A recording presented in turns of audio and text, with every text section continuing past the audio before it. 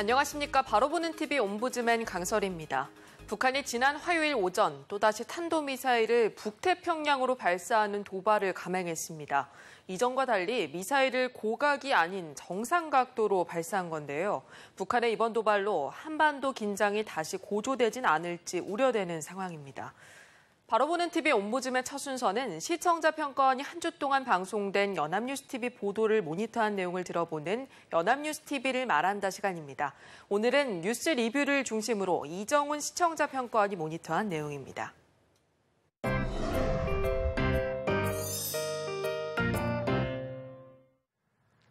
국내 살충제 결함 파동에 대한 정부 당국의 대처에 대한 지적이 이어지고 삼성 이재용 부회장에 대한 재판의 결과에 국민의 이목이 집중된 지난 한 주였습니다.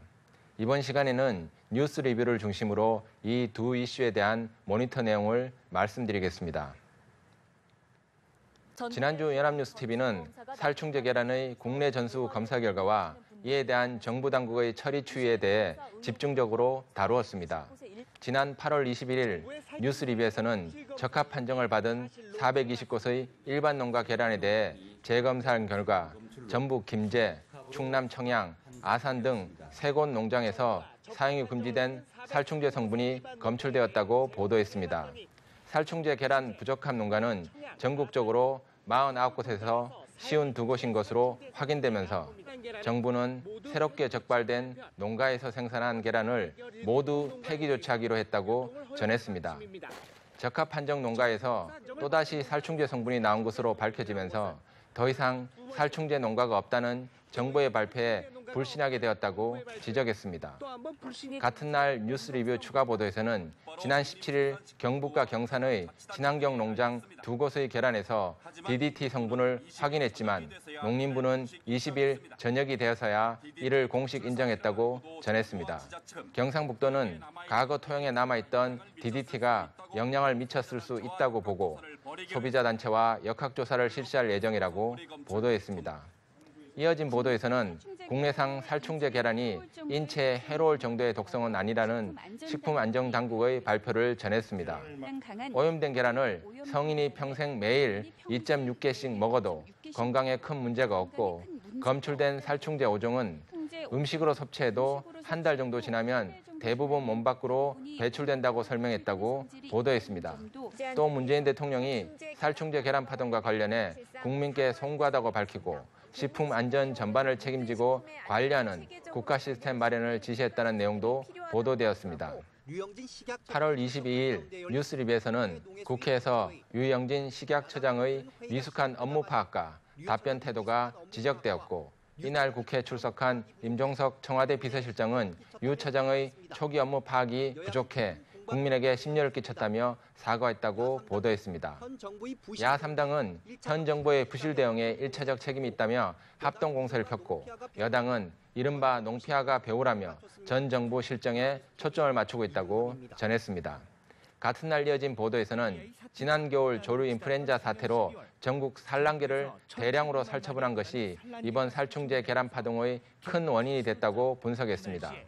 AI에 살아남은 늙은 닭들이 병해충에 취약하지만 예년보다 계란이 비싸지면서 축산 현장에선 살충제를 써서라도 늙은 닭이 계속 알을 낳게 하고픈 유혹을 뿌리치기 어려웠을 것이라고 지적하면서 이제는 단발성 대책 대신 가축 사육 환경을 근본적으로 뜯어고치는 처방이 필요하다는 목소리가 높다고 전했습니다. 8월 23일 뉴스 리뷰에서는 이른바 DDT라고 불리는 맹독성 살충제가 닭에서 검출되었다고 보도했습니다. DDT는 강한 독성으로 오래전에 국내에서 퇴출되었지만 밤감기가 길어서 아직 토양에 남아있을 가능성이 높고 이번 검출은 산란계이지만 흔히 풀어놓고 사육하는 고기용 닭이 더 큰 문제라고 지적했습니다. 정부는 고기용 닭과 오리, 메추리 등에 대해서도 일제 검사를 추진하기로 했는데 일제 검사 방침만 정해졌을 뿐 아직 구체적인 계획조차 마련하지 못한 사항이라고 전했습니다. 같은 날 뉴스 리뷰에서는 박근혜 정부에서 많은 규제들이 폐지되면서 필요한 안전망들이 사라졌다고 지적했습니다. 계란의 생산 유통과 판매까지 하는 산란계 농가의 해썹 인증에 요구되었던 53가지 요건과 인증 후 15개의 검사 항목들이 지난 2014년 관사되면서 규제 완화 1년 만에 해썹 인증 건수는 1.5배로 급증하게 되었다고 전했습니다. 정부는 살충제 계란 파문을 계기로 전국의 대규모 집화장, 지피센터를 통해서만 계란을 유통하는 방안을 도입하기로 했다고 보도했습니다. 같은 날 뉴스 리뷰에서는 이번 살충제 계란 파동의 책임자들을 수사하라며 한 시민단체가 전 현직 농림축산식품부 장관과 식품의약품안전처장을 직무유기 등 혐의로 검찰에 고발했다는 소식을 전했습니다.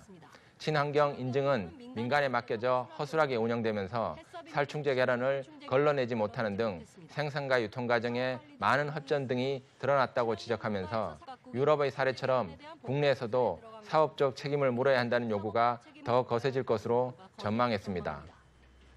8월 24일 뉴스 리뷰에서는 살충제 계란 파동 열흘째를 맞은 가운데 정부는 응급조치는 마쳤다는 평가를 내놓았지만 소비자들은 정부 전수조사를 믿지 못하겠다는 반응을 보이고 있다고 보도했습니다.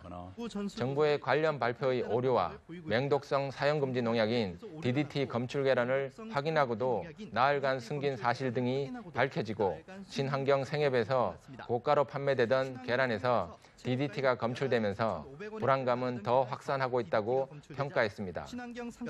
성인은 하루 계란 126개까지 먹어도 된다며 건강에 큰 문제가 없다는 정부 발표 역시 책임을 회피하려는 것 아니냐는 평가가 나오고 있는 가운데 정부와 축산업에 대한 신뢰 회복이 시급하다고 지적했습니다. 식품 안전은 언제나 중요하지만 이번 계란 파동처럼 광범위하게 사용되는 식품이 유해할 경우 그 피해 정도를 짐작하기 어렵다는 점에서 그 심각성이 더하다고 할 수 있습니다. 지난주 연합뉴스TV는 사안의 중요도를 고려해 관련 사안을 지속적으로 비중 있게 다루었습니다. 오염된 계란을 생산한 농장들에 관한 정보, 관련된 정부 당국의 대처, 그리고 유해성에 대한 정부의 대처 방안이나 입장 등을 상세하게 전달하였습니다. 하지만 대부분의 보도 내용들이 정부 당국의 발표에 의존한 보도 형태를 가지면서 시청자들이 스스로 판단할 수 있는 추가적인 정보가 부족했다는 점에서 매우 아쉬운 보도 형태라고 할 수 있습니다. 다양한 전문가들의 의견이나 강점들을 적절하게 추가한다면 정부의 주장을 객관적으로 검증하고 보다 합리적인 대안들을 시청자들에게 제시할 수 있습니다. 또 많은 시청자들은 사안에 대한 단순한 사실의 나열보다는 본인들이 취할 수 있는 구체적인 행동 강령을 기대하거나 위험을 줄일 수 있는 방안 등에 대한 정보를 기대할 수 있다는 점을 기억할 필요가 있습니다. 지난주 연합뉴스TV는 이른바 세계의 재판이라고 불리는 이재용 삼성전자 부회장 뇌물 재판에 관련된 보도를 집중적으로 다루면서 해당 재판의 선고 결과와 추후 재판에 미칠 영향에 대해 분석하였습니다.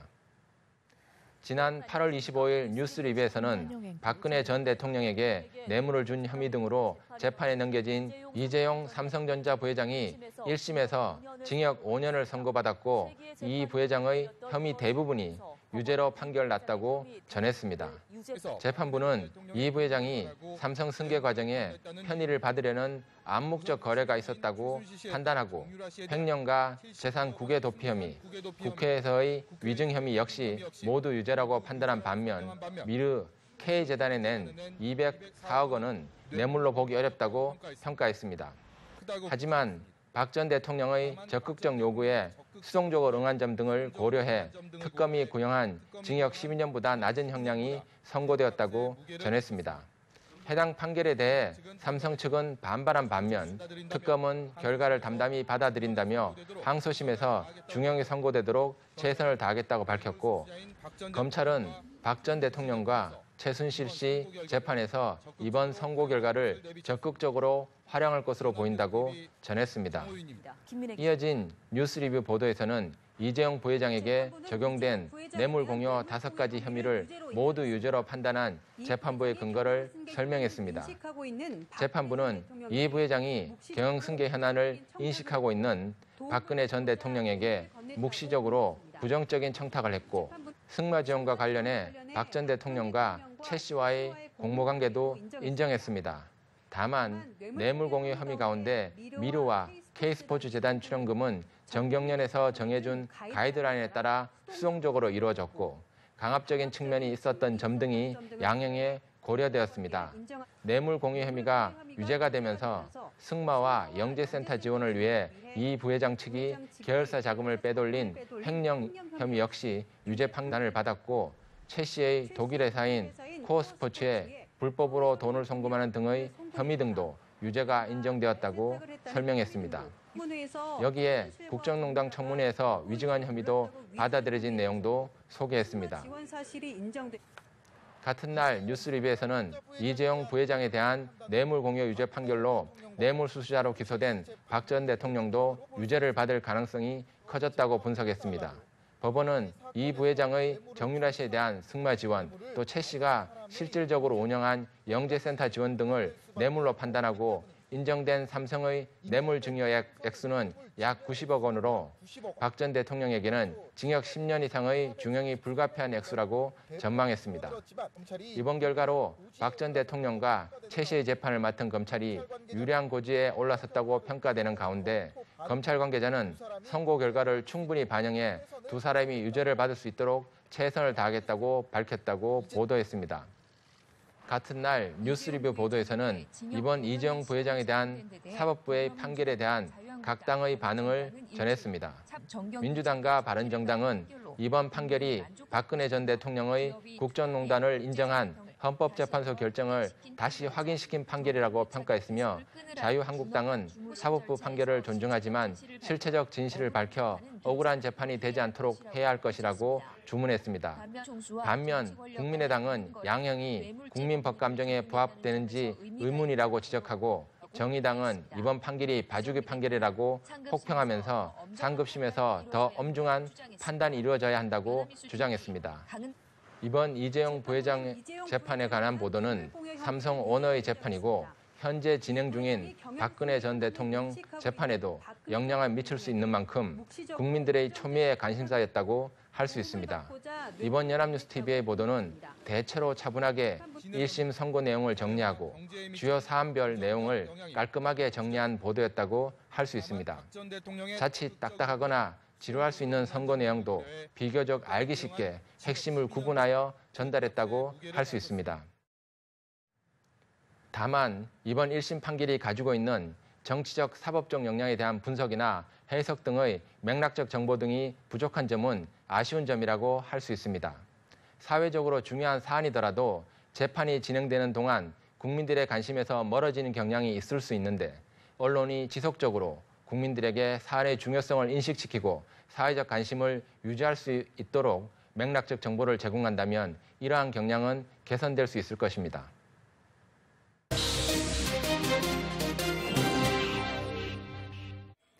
이번 순서는 주말에 방영되는 제작 프로그램을 대학생의 시선으로 분석하고 평가한 내용을 들어보는 캠퍼스 TV 리포트 시간입니다. 이번 주는 이화여자대학교 커뮤니케이션 미디어학과 박지연 학생 나와 있습니다. 안녕하세요. 안녕하세요. 네, 지난 주말에 방송된 어떤 프로그램을 모니터링했나요? 네, 저는 지난 26일에 방영한 하모니를 모니터했습니다. 하모니는 매주 토요일 오전 8시 40분에 방영하는 프로그램으로 다문화 가정이나 국내외 취약계층에 집중한 방송인데요. 다른 제작 프로그램들과는 다르게 몇 주간 한 주제로 진행된다는 점이 흥미로웠습니다. 지난주에 방영한 하모니에서는 다문화 이주 여성 셰프에 대한 이야기를 볼 수 있었습니다. 그럼 자세한 모니터 내용 지금부터 전해드리겠습니다. 셰프의 꿈을 이룬 영상은 지난 이야기를 보여주는 것으로 시작됐습니다. 한 주제로 몇 주간 진행되는 프로그램이기에 시청자에게 지난 방송을 요약해 주어 맥락을 쉽게 파악하도록 돕는 것이 좋았습니다.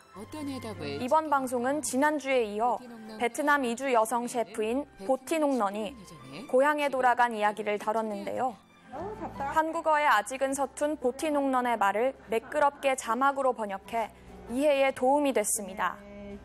또한 등장인물들의 말뿐만 아니라 내레이션이 함께 나와 등장인물이 말하지 않은 정보를 알려주고 궁금증을 풀어주었습니다. 만약 등장인물의 말만 나왔더라면 지루했을 법도 한데 내레이션이 있어 이야기의 방향을 생각하며 볼 수 있었습니다. 보티농넌이 조카와 함께 아침 식사를 하러 나온 장면에는 베트남 아침의 분위기를 영상을 통해 생생하게 볼 수 있었는데요. 거리 가득 메운 오토바이와 아침부터 장사를 하는 노점상 등 한국의 거리와는 다른 모습이 신기했습니다. 또 베트남 요리를 배우러 간 보티농넌의 의도와 맞게 카메라가 길거리의 다양한 음식을 연달아 비춰주어 좋았습니다. 보티농넌은 노점상에서 반미라는 음식을 3종류나 사는데요. 반미를 모르는 시청자를 위해 따로 그 뜻을 자막으로 처리해 주어 이해에 도움이 됐습니다. 또 바로 다음 장면에 보티농넌은 왜 그렇게 반미를 많이 샀는지 이유를 설명해 주었는데요. 한국에 돌아가 신메뉴로 반미를 낼 것이기 때문에 많이 먹어봐야 한다는 설명이 고개를 끄덕이게 했습니다. 베트남에서 보티농넌은 조카인 안트와 계속 함께 다녔는데요. 고모와 조카 이상의 유대감을 느낄 수 있었습니다. 이후 인터뷰 영상으로 그 이유를 알 수 있었는데요. 안트가 어렸을 때부터 부모님 대신 고모인 보티농넌이 함께 생활했다는 이야기를 통해 두 사람의 관계를 이해할 수 있었습니다. 네, 지연 학생이 모니터한 하모니는 다문화 가정을 이루고 있는 사람들뿐 아니라 그 나라 문화를 시청자에게 소개하는 측면도 있잖아요. 그런 부분이 잘 전달이 됐나요? 네, 영상 전반적으로 느낄 수 있었는데요. 특히 아침 식사를 하러 나간 장면에서 베트남의 문화를 생생하게 느낄 수 있었습니다. 대표 교통수단인 오토바이가 거리에 가득하고 아침부터 장사하는 노점상, 그리고 거리에서 식사를 하는 베트남 사람들의 모습이 인상적이었습니다. 계속해서 후반부 모니터 내용 전해드리겠습니다. 분짜를 먹는 장면에서는 분짜의 의미를 자막으로 알려주었는데요. 다만 함께 시킨 샤브샤브가 베트남식으로는 어떻게 다른지에 대한 설명도 있었으면 좋았겠다는 아쉬움이 남았습니다. 찾는 것인데요. 보티농넌과 안트는 코리아타운에서 포를 먹었는데요. 포와 쌀국수가 같은 의미라고 생각했는데 국물을 내는 방식이나 면의 형태에서 큰 차이를 보인다는 사실을 처음 알게 됐습니다.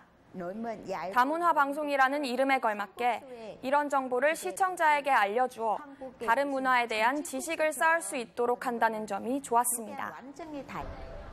장을 보러 대형마트에 간 장면에서 보티농넌은 한국 음식 코너에 들어가는데요. 한국 제품의 브랜드 때문인지 화면을 가득 채운 제품 화면이 모두 모자이크 처리가 되어 보기에 불편했습니다. 차라리 제품을 멀리 잡아 주변 배경은 살리고 제품만 모자이크를 했다면 훨씬 보기에 편하지 않았을까 하는 아쉬움이 있었습니다. 조카 안트가 김치 만드는 것을 배워보고 싶다고 해서 보티농넌은 마트에서 김치 만드는 재료를 사는데요. 매 순간 요리에 대한 진지한 모습을 보여주어 그녀의 진심을 느낄 수 있었습니다. 곧바로 다음 이야기의 예고를 보여주었는데요. 짧은 시간이었지만 어느새 보티농넌의 이야기에 빠져들어 생생한 예고편은 시청자의 궁금증을 자극했습니다. 보티농넌의 고향에서의 다음 이야기가 매우 기대가 됩니다. 네, 모니터한 내용 잘 봤습니다. 이러한 프로그램은 저희 연합뉴스TV뿐만 아니라 여러 채널에서도 방송이 되고 있잖아요. 이런 다문화 프로그램에서 놓치지 말아야 할 점은 뭐라고 생각하나요? 네, 다문화 프로그램은 다문화 가정 고유의 문화를 보여주는 게 중요하다고 생각하는데요. 방송을 통해 시청자들이 다문화에 충분히 노출됐을 때 그들을 더 이해하고 배려할 수 있다고 생각합니다. 네, 알겠습니다. 지금까지 박지연 학생이었습니다. 오늘 고맙습니다. 감사합니다.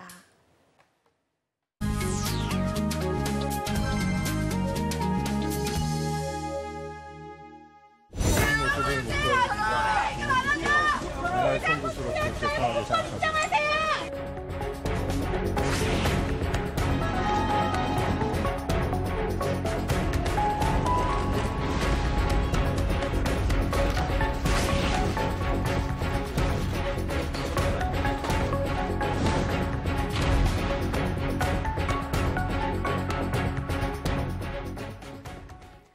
박근혜 전 대통령과 최순실 씨 측에 433억 원 상당의 뇌물을 주거나 주기로 한 혐의 등으로 재판에 넘겨진 이재용 삼성전자 부회장에게 징역 5년이 선고됐습니다. 재판부는 뇌물 외에도 횡령, 재산 국외 도피, 범죄 수익 은닉, 국회 위증 등 이 부회장에게 적용된 5개 혐의에 대해서 모두 유죄를 인정했는데요. 오늘 TV와 비평에서는 삼성 이재용 부회장 1심 선고 공판과 언론 보도에 대해서 자세한 이야기 나눠보겠습니다. 이 자리에 동아방송예술대학교 방송보도제작과 정은희 교수 나와 있습니다. 안녕하세요. 안녕하십니까. 네, 이번 이재용 부회장 1심 선고 공판은 세계의 재판으로 불릴 정도로 국내뿐만 아니라 국외에서도 관심이 많았는데요. 네. 언론은 전체적으로 이 재판을 어떻게 보도했습니까? 네, 잘 아시다시피 지난 25일 이재용 삼성전자 부회장에 대한 1심 선고가 내려졌습니다. 이 부회장에게는 5개의 혐의가 있었습니다. 뇌물 공여, 특정경제범죄, 가중처벌법상의 또 횡령, 재산 국외 도피, 범죄 수익 은닉, 그리고 국회 위증 등입니다.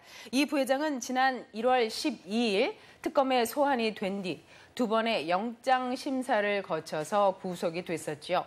서울 구치소에 수감이 된 이후로는 말씀하셨다시피 세기의 재판이라고 불릴 만큼 뜨거운 관심을 모았습니다. 박영수 특검은 이 부회장에게 징역 12년을 구형을 했었고 지난 25일 법원에서는 이 부회장에게 징역 5년을 선고를 했습니다. 언론은 최순실 사태에서 불거진 이재용 삼성전자 부회장에 대한 재판 과정을 아주 상세하게 보도를 했습니다. 사실상 삼성 총수 중에서는 첫 구속 재판인 만큼 뜨거운 관심을 모았는데요. 재벌 총수의 재판이다 보니 경제지에서도 발빠르게 취재하는 모습이었습니다. 아무래도 조사, 영장 청구, 그리고 구속, 특검의 구형, 재판부의 판결까지 매우 상세하게 보도가 됐었죠. 재판 전 거의 모든 언론사는 물론 조금 들여다보면 해석이 다를 수는 있습니다만 법리 해석의 공정성을 요구를 했습니다. 그리고 재판 후에는 실형 선고에 대한 다른 해석을 내놓고 있는데요. 하나하나 살펴보도록 하겠습니다. 동아일보의 경우 재판 전에는 이재용 재판부 여론 휘둘리지 말고 법리로 판단하라는 사설을 통해 범죄 사설의 인정은 여론이 아니라 의심의 여지가 없는 증거에 의해야 한다고 했었고요. 한겨레의 경우에는 이재용 중형 구형 정의롭고 공정한 판결 기대한다라는 사설에서 경제가 중요하다면 정의는 더 중요하다고 언급을 했었습니다. 중앙일보는 오로지 법과 증거에 근거해서 세기의 재판으로 남아야라는 사설을 통해 재판부는 어떠한 압력이나 예단에도 굴복하지 않고 오로지 법과 증거에 근거해서 판단해야 한다고 언급을 했습니다. 경향신문은 삼성 경영권 승계에 우병우와 국정원까지 개입됐다니라며 관련 비리도 철저히 밝혀 엄벌해야 한다고 주장을 했습니다. 재판 후에는 동아일보는 이재용 1심 실형 수동적 뇌물 공여 법리 논란 소지라는 글에서 특검 기소에 무리한 면이 적지 않았다고 언급을 했고요. 한겨레는 이재용 유죄, 추악한 정경유착 근절의 전환점 되길이라는 제목의 글에서 촛불 시민의 뜻에 어긋나지 않는 사필 규정의 판결로 평가한다고 했습니다.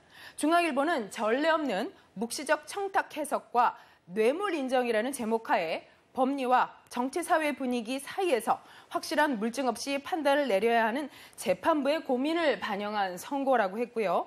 경향신문은 권력 자본의 부도덕한 밀착, 이재용에 내려진 사법정의라는 사설에서 총수 개인 회사처럼 운영되고 있는 점이 만천하에 드러냈다고 언급을 했습니다. 네, 말씀하셨다시피 이 부회장 재판에 대해서 언론이 바라보는 시각들이 조금 더 달랐다 이렇게 느낄 수가 있거든요. 네. 국민들이 정말 관심을 갖고 궁금해하는 부분에 대해서 제대로 짚고 보도를 했나요? 네, 이번 사안은 정말 세계의 재판이라고 불릴 만큼 국내외적으로 뜨거운 관심을 모았습니다. 그런 만큼 모든 언론사에서 정말 열심히 상세하게 취재 보도를 했었고요. 특히 경제지의 취재가 많이 두드러졌습니다. 경제지는 종합 일간지에 비해서 삼성과 재계 입장에서 보도된 면도 많았습니다. 그런 가운데 거의 모든 언론에서 재판 과정에서 작은 부분도 놓치지 않겠다라는 보도들이 많았는데요. 국민적 관심이 높은 만큼 이러한 보도 행태는 매우 중요해 보입니다. 그러나 여기에 객관적이고 냉정한 분석 기사가 더욱 필요해 보입니다. 앞서 말씀드렸듯이 우리 언론은 이재용 부회장의 재판 과정을 두고 서로 다른 해석을 내놓고 있습니다. 이런 다른 방향의 기사를 보도를 할 때는 정확한 근거에 의해서 명확성을 가지고 보도를 해야 할 것입니다. 크게 두 가지의 의견이라고 볼 수가 있습니다. 재판부의 법리 해석에 있어서 증거가 부족한 상황에서 실형 선고가 적절하지 않았다는 입장이 있고요. 또는 이 부회장의 실형 선고는 정경유착의 고리를 끌어낸 과정이다라고 보는 입장이 있습니다. 이러한 논쟁이 있는 이유는 뇌물공여 혐의 부분 때문입니다. 뇌물공여 혐의 인정은 다른 재판에도 아마 영향을 주지 않을까라고 생각이 되는데요. 법원은 이 부회장이 박 전 대통령에게 경영권 승계에 관련해 묵시적으로 부정한 청탁을 했다라고 해석을 한 것입니다. 아마 항소심에서 이 부분이 중요 쟁점이 될 것으로 보입니다. 이 부분에 대해 언론마다 그 해석이 다릅니다. 살펴보면요. 조선일보는 재판부가 이재용 5년형 선고 이유를 마음속 청탁으로 판단했다고 했고요. 중앙일보도 법리와 증거에 기반한 결정적인 물증이 없는 상태에서 정황 증거를 받아들였다는 반론이 제기될 수 있다고 했습니다. 한겨레는 재판부가 삼성 뇌물 사건을 정치 권력과 자본 권력의 부도덕한 밀착이 사건의 본질이었다라고 밝히면서 시대가 바뀌었음을 보여주고 있다고 해석을 했고요. 한국일보는 재벌과 정치 권력 유착에 경종 올린 이재용 유죄 선고라고 언급을 했습니다.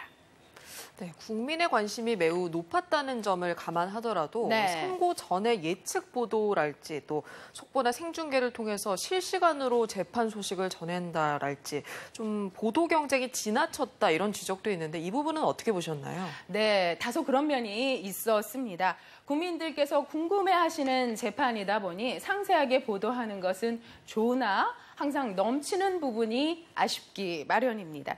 이번에도 예측 보도가 많았습니다. 물론 재판 결과에 세간의 관심이 쏠리다 보니 탐사 보도와는 다르게 추측에 근거한 기사로 재판 결과의 향방 등을 기사화하는 경향이 많았습니다. 물음표 기사도 많았고요. 법리 해석이 중요한 재판인 만큼 각자의 법리적 해석으로 보도한 경향이 많았습니다. 예측 보도가 아닌 재판부의 결과를 신중하게 기다렸어야 하는 것이 아닌가 싶습니다. 재판 결과에 따라서 이재용 부회장의 빈자리를 이부진 호텔 신라 사장이 대신할 것이라는 보도가 있었는데요. 추측성 보도들이 바로 이러한 예가 될 것입니다. 또한 보도 경쟁도 유난히 많았던 그런 사건이었습니다. 속보, 실시간 뉴스 등이 유독 많았는데요. 선고 당일날은 어마어마했었죠. 네, 이재용 부회장의 움직임부터 방청석의 동향까지 아주 세세하게 속보로 처리가 됐었는데요. 너무 세세한 부분까지 속보로 처리하는 것은 좀 아니지 않았나 하는 생각이 듭니다. 네, 앞으로 국정농단 사건의 중심에선 박근혜 전 대통령 또 최순실 씨의 재판이 남아있는 만큼 이번 이재용 부회장 재판을 거울 삼아서 우리 언론은 어떤 태도를 취해야 할까요? 네.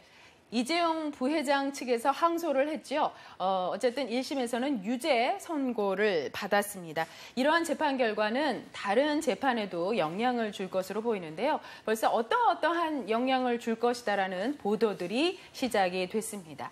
국정농단 사태에 관련된 인물들에 대한 재판이 아마 더욱 뜨거운 관심을 받게 되지 않을까 그런 생각이 듭니다. 많은 보도에서는 여전히 앞선 재판의 결과를 두고 갑론을박 중입니다.